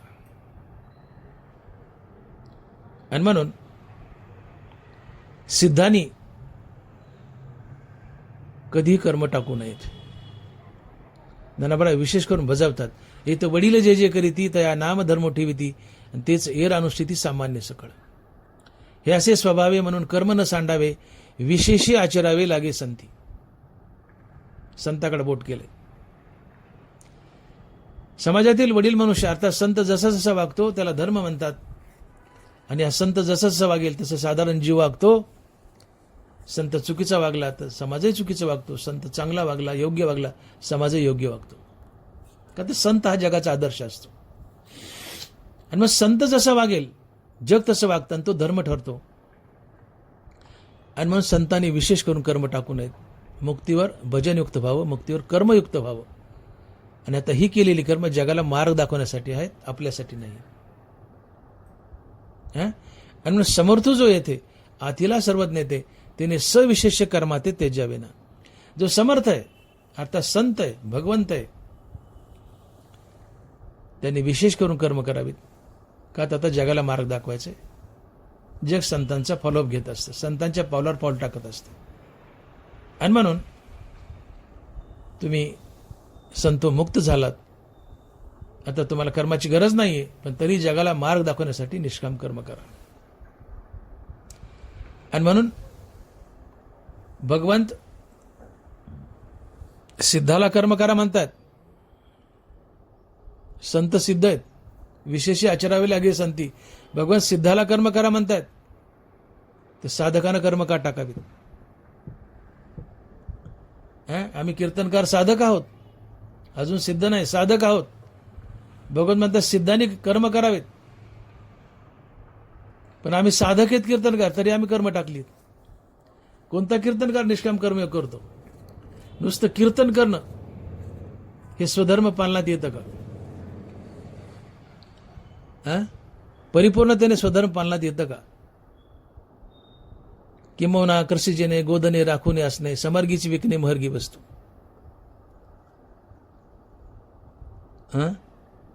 आज 90% कीर्तनकार, 95% कीर्तनकार वैश्य आहेत, शेतकऱ्याची मुलं आहेत. शेतकऱ्याला काय सांगितलंय भगवंताने, दानवरायांनी? किंबहुना कृषीजेने गोधने राखूने असणे, समर्गीची विकणे महर्गी वस्तू. 95% कीर्तनकार शेतकरी आहेत, वैश्य आहेत. वैश्याने काय करावं? शेती करावी, गोपालन करावं, व्यापार करावा. किती कीर्तनकार शेती करतात? किती कीर्तनकार गोपालन करतात? किती कीर्तनकार व्यापार करतात? कांड्यावर मोजण्यापुरते एखादा दुसरा असेल, नाही तर जवळजवळ नाहीतच. मग नुसतं कीर्तन करणं हे स्वधर्म पालनात बसतं का? बसतंय का? स्वधर्म टाकलाय. मग स्वधर्म टाकला तर काय होतं? अर्जुना, स्वधर्म सांडशील तर पापावर पडा होशील, नापेस तेन वचेल कल्पांतवरी. ना तरी रणेशव शांडीजे, कचो मेरी गिद्दी विदारीजे, तसा स्वधर्मीन अभिभयजे महादोषी. दोष लागतील, पाप लागेल. अर्जुना, स्वधर्म सांडशील तर पापावर पडा होशील. स्वधर्म टाकणं पाप आहे.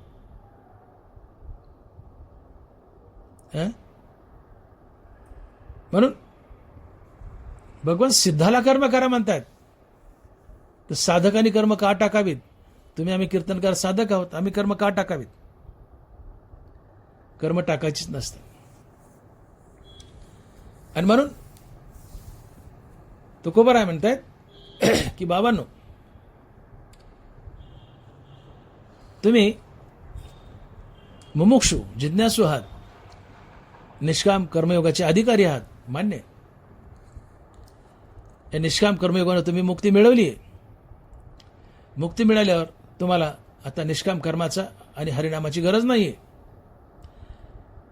पण तरी सुद्धा जगाला मार्ग दाखवण्यासाठी, जगराटी सुरळीत चालण्यासाठी तुम्ही मुक्त झाले तरी निष्काम कर्म चालूच ठेवा.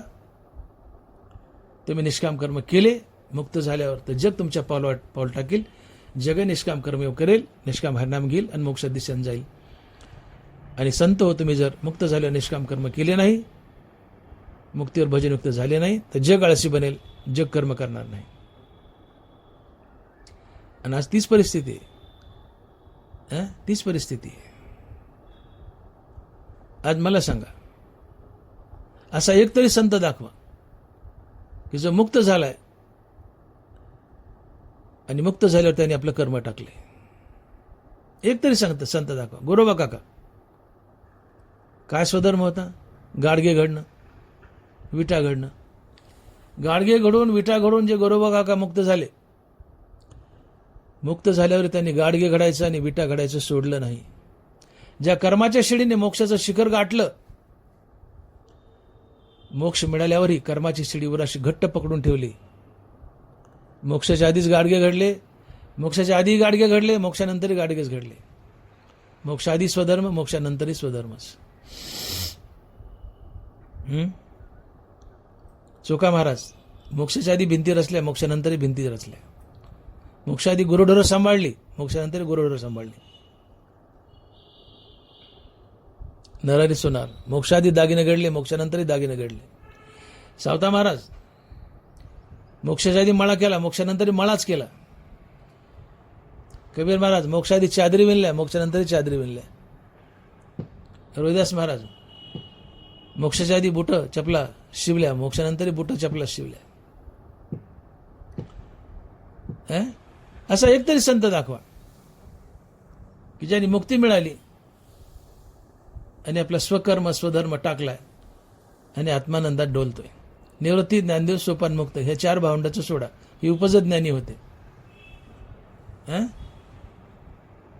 यांचं सोडा. पण जे बाकीचे संत आहेत त्यातला एकही संत दाखवा की ज्यांनी ज्या निष्काम कर्मानं, निष्काम हरिनामानं मोक्ष मिळवलाय आणि आता मोक्ष मिळाल्यावर निष्काम कर्म टाकले, असं एक तरी संत दाखवा. एकही नाही.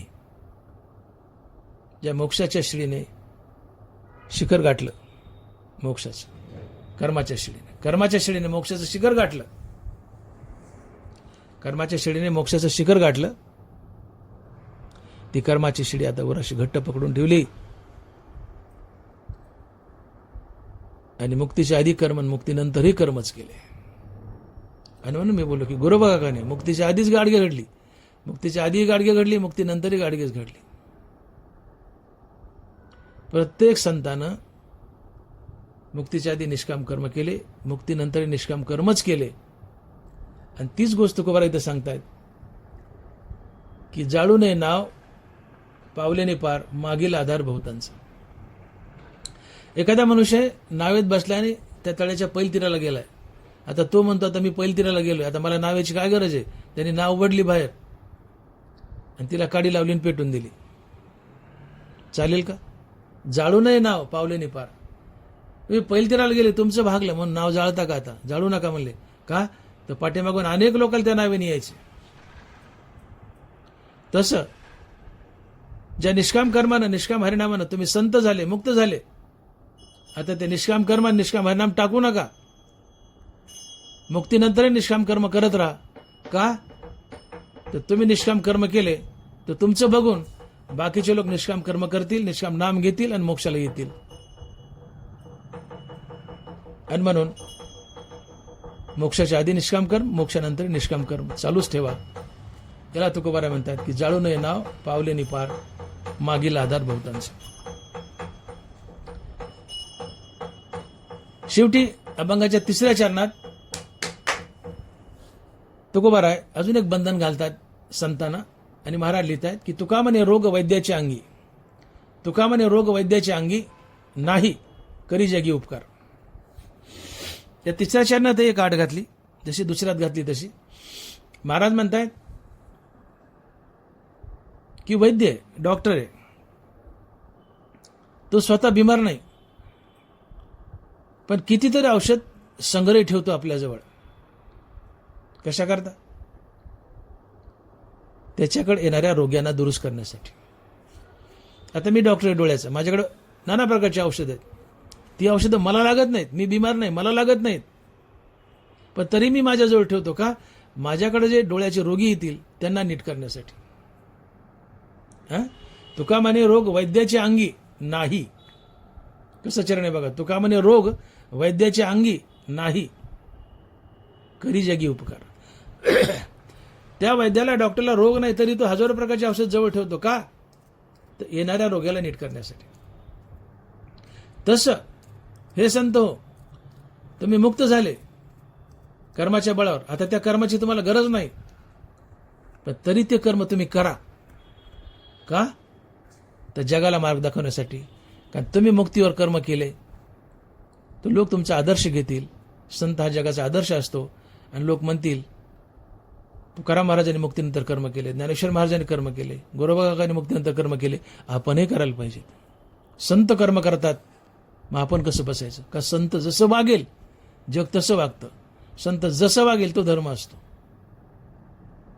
म्हणून जग संताचं फॉलोअप घेतं, संताच्या पावलावर पाऊल टाकून संत वागला तसं वागतो.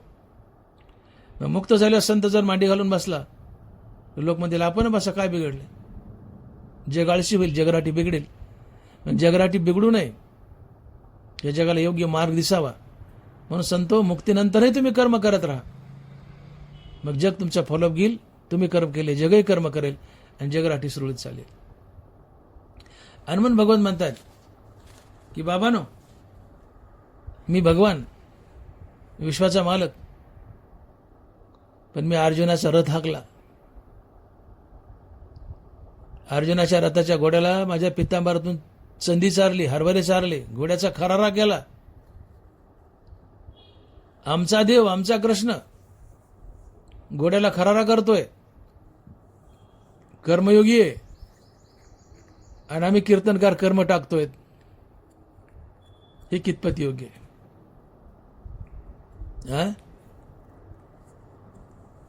गरीब धरा अर्जुन कारमध्ये बसलाय. त्या काळात कार नव्हती, पण गरीब धरा अर्जुन कारमध्ये बसून युद्ध करतोय. मग कारचा ड्रायव्हर कोणी? भगवान कृष्ण आहे. रथाचा ड्रायव्हर कृष्ण आहे, कारचा ड्रायव्हर भगवान कृष्ण. मग युद्ध संपल्यावर कृष्णाने काय करावं? घोड्याला खाजवावं, खरारा करावा, पितांबरातून संधी चारावी, घोडे धुवावेत. पण समजा कारमध्ये बसून युद्ध आहे. अर्जुन मागच्या सीटवर, देव पुढच्या सीटवर, देव कार चालवतो. मग अर्जुन युद्ध करते. युद्ध संपलं की देवानी खाली उतरावं, कार पुसावी कपड्यानी, धुवून काढावी कार, कारला पेट्रोल भरावं. भगवान कृष्ण कार पुसतोय अर्जुनाची. कार नव्हती, पण उदाहरण सांगावलं. भगवान कृष्ण अर्जुनाची कार पुसतोय. आजचा कीर्तनकार स्वतःची कार पुसतो का? स्वतःची कार पुसतो का? हाताखाली नौकर आहेत, ड्रायव्हर आहेत. देवानं कार पुसली अर्जुनाची, अर्थात देवाने अर्जुनाचे घोडे धुतले, खरारा केला. आमचा देव कर्मयोगी आहे आणि आम्ही कर्मशून्य बनलोय. हे कितपत योग्य आहे? हे कितपत योग्य आहे?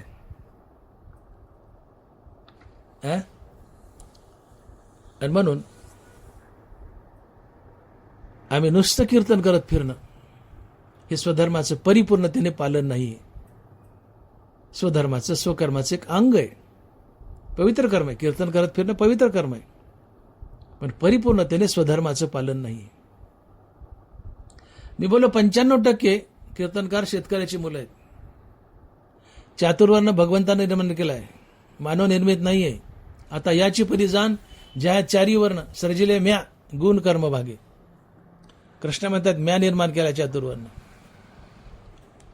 आणि 95% कीर्तनकार वैश्य आहेत. वैश्य शेतकरी असतो. किंबहुना आकर्षितेने गोधने राखूने असणे समर्गीची विघ्ने मार्गी वस्तू. 95% कीर्तनकार वैश्य आहेत. वैश्याचा धंदा काय? शेती आहे, गोपालन, व्यापार. किती कीर्तनकार शेती करतायत? किती कीर्तनकार गायी पाळतायत? कीर्तनातून सांगायचं गायी पाळ, याच्या दावणीला एक गाय नसते. कीर्तनातून सांगायचं माईला सांभाळ, याची माय कुठं असते याला पता नसतो. माईवर गाणे गायचे, अर्धा घंटा रडवायचं, टाळ्या घ्यायच्या. कृष्ण म्हणतात किंबहुना कृषीजीने. किती कीर्तनकार कृषी शेती करतायत? कीर्तनकारची शेती पडीक पडली किंवा बटन दिली किंवा विकून टाकली. स्वधर्माचं पालन होतंय का? कर्मयोगी आहोत का आम्ही? कीर्तनकार कर्मयोगी आहेत का? भगवान म्हणतात सिद्धानो कर्म करा, आणि आम्ही साधक असून कर्म टाकतोय. समर्थ जो येते अतिला सर्वज्ञ ते, त्याने सविशेष कर्मात ते जेवेना. जो समर्थ आहे, जो देव आहे, जो संत आहे, त्यांनी विशेषत्वानं कर्म करावं, कर्म टाकू नये. देवाला आणि संताला बांधलंय कर्म करा म्हणून, मुक्त झाल्यावर सुद्धा. आणि आम्ही मुक्तीच्या आधीच कर्म टाकलीत की जे कर्म आम्हाला मुक्ती मिळवून देतात.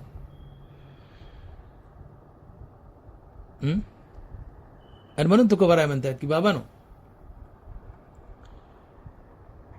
ज्या निष्काम कर्मयोगानं तुम्ही मुक्त झालायत,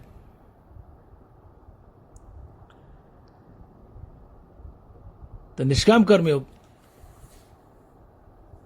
घेऊन तुम्ही मुक्त झालायत, तर मुक्तीच्या आधी तुम्ही निष्काम कर्म केली, निष्काम नाम घेतलं.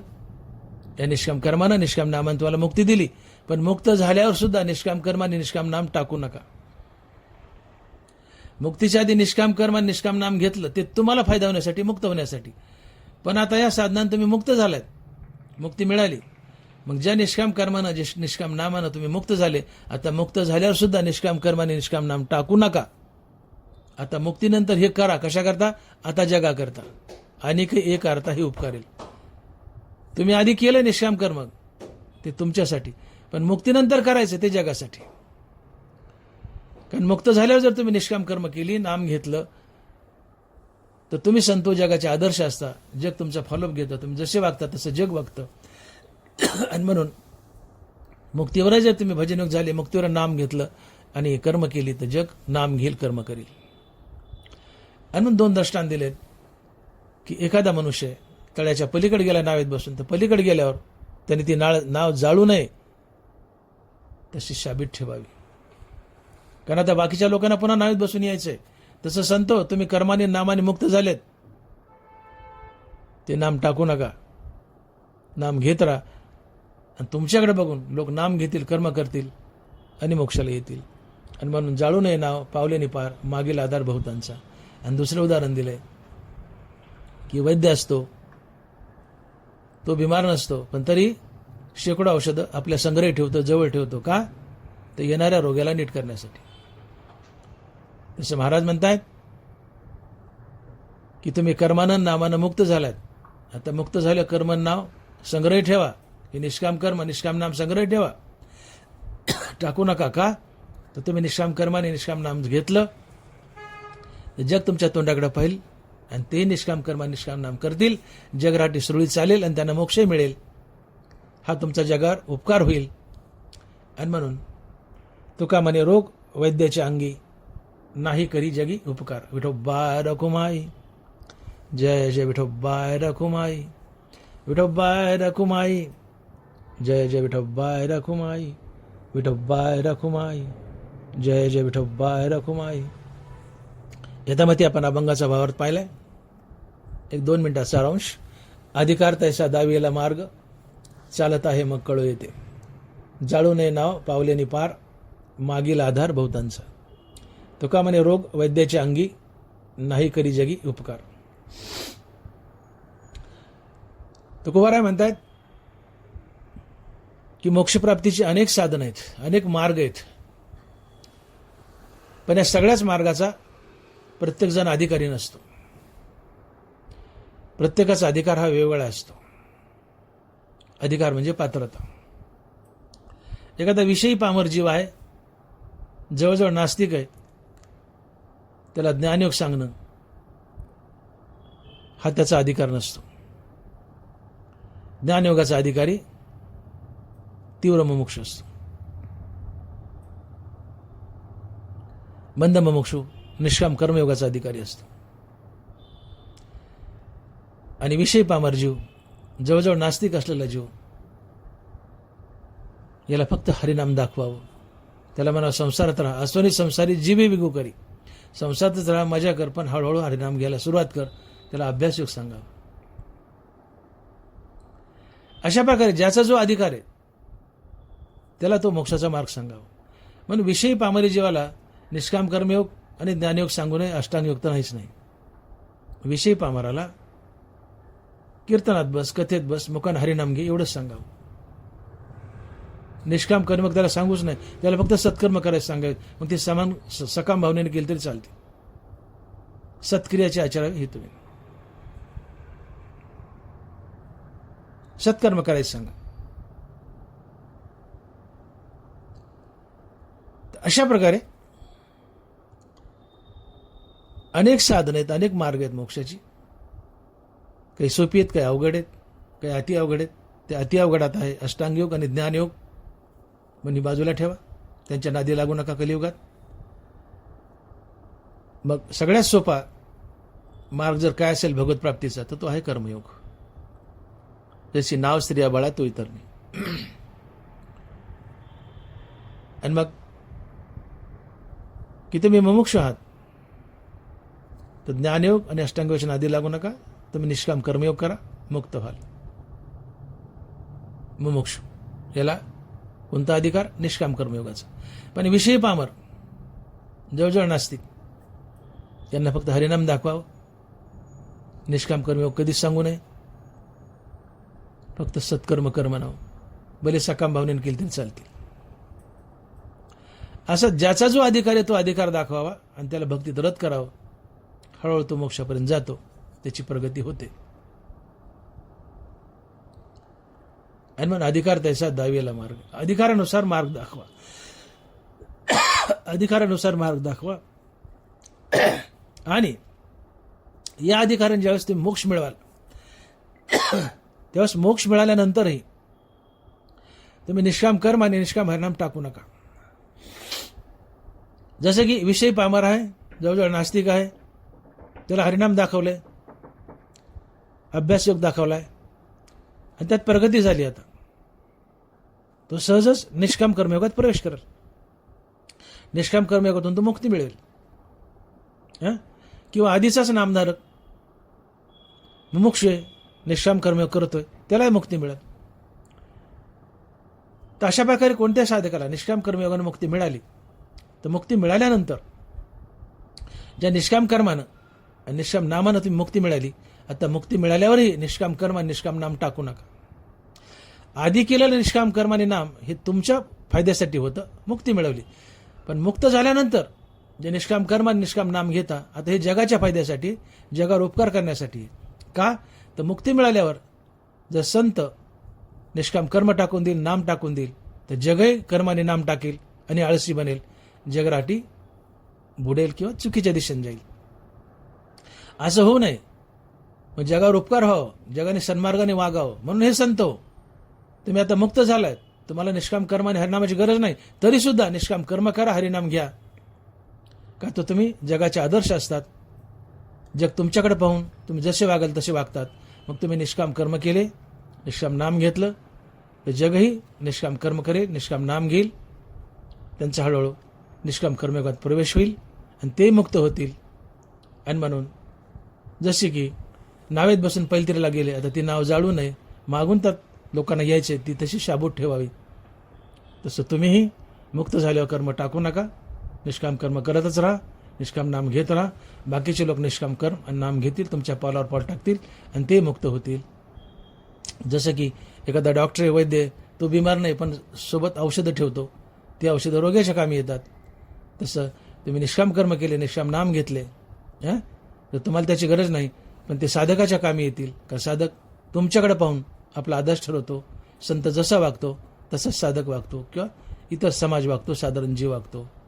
आणि म्हणून ज्या निष्काम कर्मानं आणि निष्काम हरिनामानं मुक्ती मिळवली, हे निष्काम कर्म आणि निष्काम हरिनाम मुक्तीनंतरही चालूच ठेवा. का?